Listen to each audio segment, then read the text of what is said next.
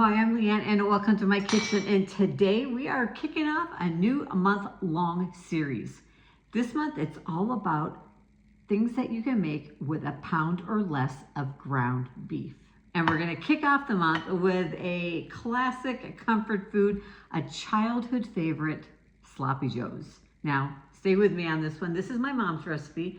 It's a recipe she made when we were kids growing up, and I think you're going to love it. They're sweet, they're savory, they're a little bit messy, and they are so good. This recipe proves that sloppy joes aren't just for kids. And instead of a recipe that feeds a crowd, we are making a small batch version. It's the perfect amount of sloppy joe for 2 people.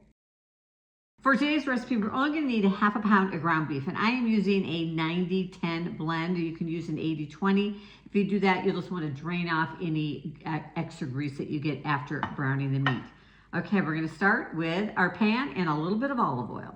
We're going to start by adding a little drizzle of olive oil to our pan and heat up our pan. We're going to add in a 1/4 cup of diced chopped onion, a half of a chopped green pepper, which is about a half of a cup.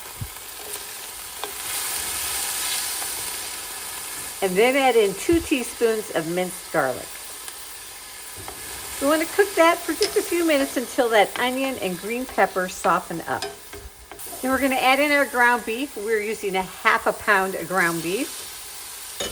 We want to add it into a nice hot pan and then go ahead and brown the hamburger. So we want to cook the meat until it's cooked through and browned. The browning helps give the meat a richer flavor. So I've got my meat browned, and if you've used a higher fat beef, again, remember to drain off any excess drippings you might have in there. Okay, so for our sauce, we're going to start with, this is an 8-ounce can of tomato sauce. I am using a 1/4 cup of ketchup. Now, if you don't have ketchup, you can use tomato paste. You just may need to add in a little extra sugar and maybe salt to make up for what's not in the tomato paste. And then we're going to add in a tablespoon of Worcestershire sauce, however you want to say it. And there we go. And then we have 3 different seasonings that we're going to put in. And I'm going to use a half a teaspoon. And I've got some dry yellow mustard, some garlic powder, and some onion powder.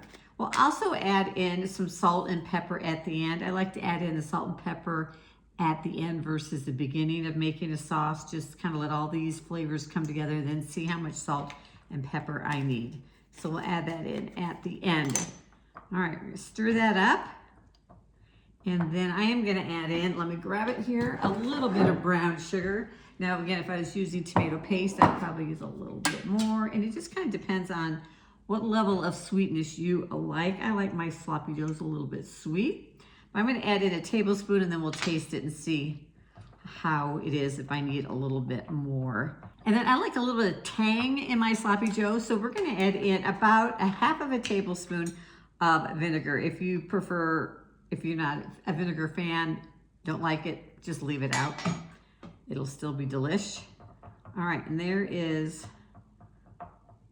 our sauce. All right, so we've got the meat browned, the sauce stirred up. We are gonna combine the two. We're gonna add the sauce in, and then we are gonna take it back over to the stovetop and let this simmer for 20, maybe even up to 30 minutes. 20 minutes or so is usually good for this smaller size batch. Let it thicken up and let those flavors all come together. And then I'll show you what we're gonna do with it. So while our meat is simmering away, we're gonna prep our bun. Now for me, a good bun is essential. I remember too, as a kid, sometimes we'd even eat the sloppy joe on toast. We just toast up bread and eat it that way, which is great. But I got myself a nice little soft hamburger bun here. And for me, the bun must be toasted. Not only does it taste better, but I find that toasting the bun actually kind of creates a little bit of barrier and it helps prevent your bun from getting soggy. Because depending on how sloppy your joe is, it can make the bun a little soggy. So we're just gonna put we got some softened butter here. Put just a nice little layer of butter on, and then we're gonna turn on our pan and we're gonna toast them up nice and golden. Okay, now we are ready to assemble our sloppy joes. I have my toasted bun. I've got my sloppy joe. Now, mine thickened up pretty nicely. If you like it a little bit sloppier, don't simmer it as long or add a little bit more liquid, more tomato sauce into it to make it a little bit more sloppier. And it's at this point that you're gonna wanna taste it and see how we're at. It's plenty sweet. Maybe just a pinch of salt. It's actually pretty good. And I'm just gonna give it a little pepper.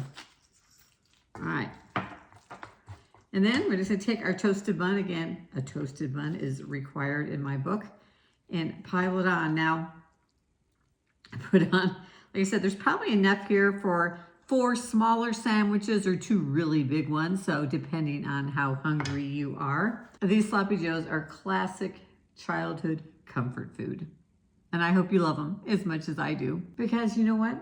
Every dinner doesn't need a crowd.